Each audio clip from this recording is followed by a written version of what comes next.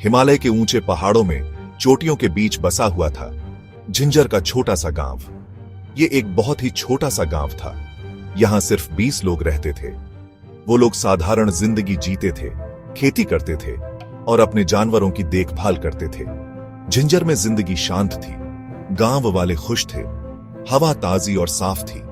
पहाड़ों से साफ पानी की धाराएं बहती थीं। गांव वाले कुदरत के साथ मिलजुल कर रहते थे। वो पहाड़ों और जंगलों का आदर करते थे। वो ईश्वर की शक्ति में विश्वास रखते थे। झिंझर के गांव वाले एक दूसरे के साथ मिलजुल कर रहते थे। जरूरत के वक्त वो एक दूसरे की मदद करते थे। वो अपनी खुशियां साथ मिलकर मनाते थे। वो अपने दुख बांटते थे। वो एकता की ताकत में विश्वास रखते थे। वो जानते थे कि साथ मिलकर वो मजबूत हैं। वो जिंदगी की चुनौतियों का सामना हिम्मत और दृढ़ता से करते थे। झिंझर गांव एक खास जगह थी। ये शांति, प्यार और विश्वास की जगह थी। रमेश एक दयालु और नेक इंसान था। वो अपनी पत्नी सुगंधा और अपने 2 छोटे बच्चों के साथ झिंझर गांव में रहता था। रमेश एक किसान था। वो अपने परिवार का पेट पालने के लिए कड़ी मेहनत करता था। वो कम बोलने वाला इंसान था, लेकिन उसके कर्म बहुत कुछ बोलते थे। रमेश भगवान महादेव का बहुत बड़ा भक्त था। वो प्रार्थना की शक्ति में विश्वास रखता था। हर रोज वो सूरज निकलने से पहले उठता था। वो ठंडे पहाड़ी पानी से नहाता था।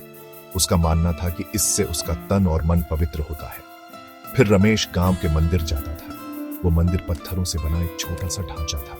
वो गांव के बाहर की तरफ था। वो शांति और सुकून की जगह थी। रमेश भगवान महादेव को अपनी प्रार्थना अर्पित करता था।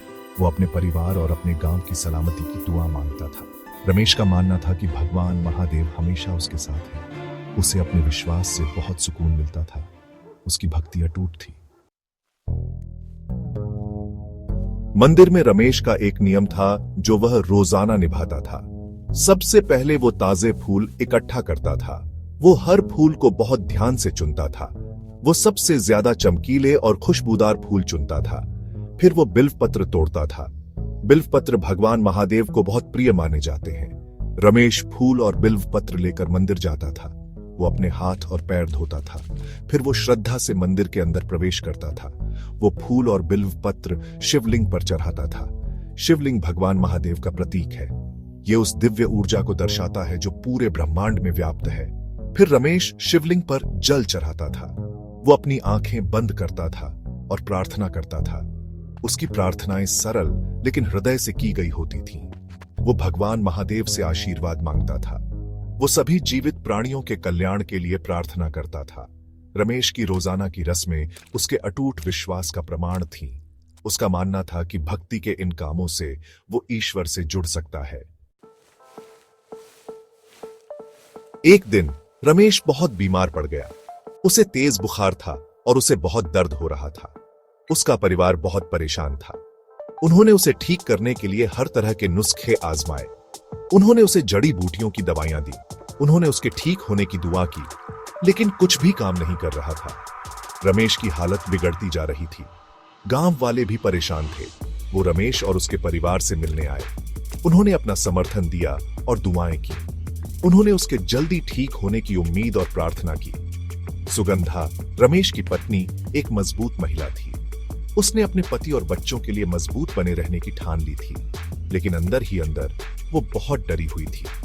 उसे समझ नहीं आ रहा था कि अगर रमेश को कुछ हो गया तो वो क्या करेगी। वो ही परिवार का एकमात्र कमाने वाला था। उसे किसी चमत्कार की जरूरत थी। वो अपने विश्वास पर अटूट रही। उसे विश्वास था कि भगवान महादेव जरूरत के इस वक्त में उनका साथ नहीं छोड़ेंगे। रमेश के बिस्तर पर होने के कारण सुगंधा ने उसकी जिम्मेदारियां उठा ली। वह जानती थी कि रमेश के लिए उसकी रोजाना की रस्में कितनी महत्वपूर्ण थी, इसलिए उसने उसके बदले उन्हें जारी रखने का फैसला किया। हर सुबह वह सूर्योदय से पहले उठती थी। वह ठंडे पहाड़ी पानी से स्नान करती थी।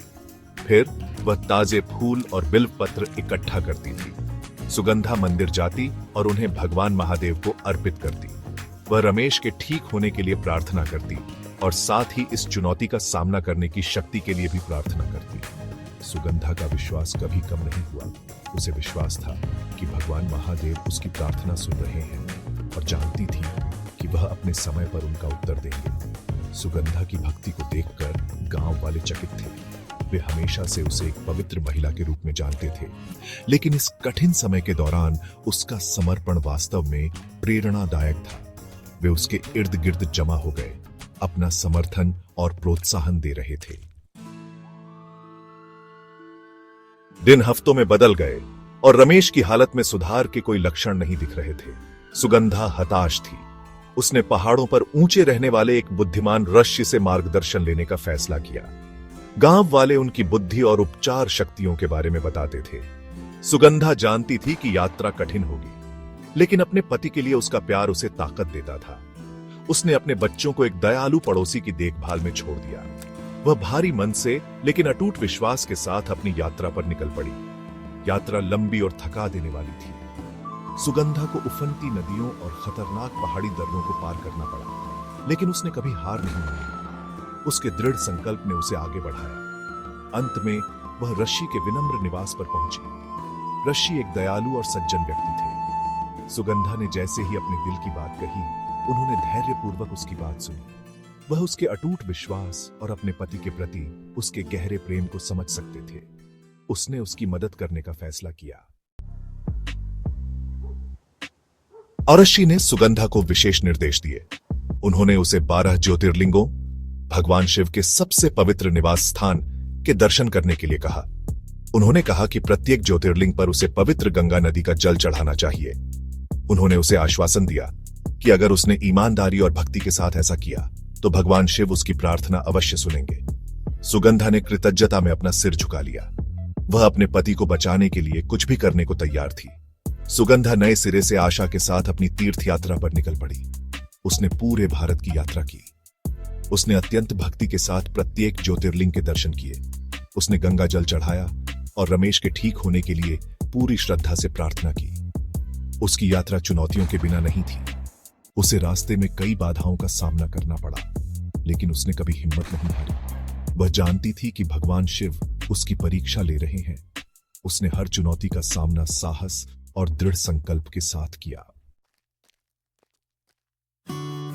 जैसे ही सुगंधा ने अपनी तीर्थ यात्रा पूरी की, वह अपने अंदर एक बदलाव महसूस कर सकती थी। उसका विश्वास और मजबूत हो गया था। उसने शांति और सुकून का अनुभव किया जो उसने पहले कभी अनुभव नहीं किया था।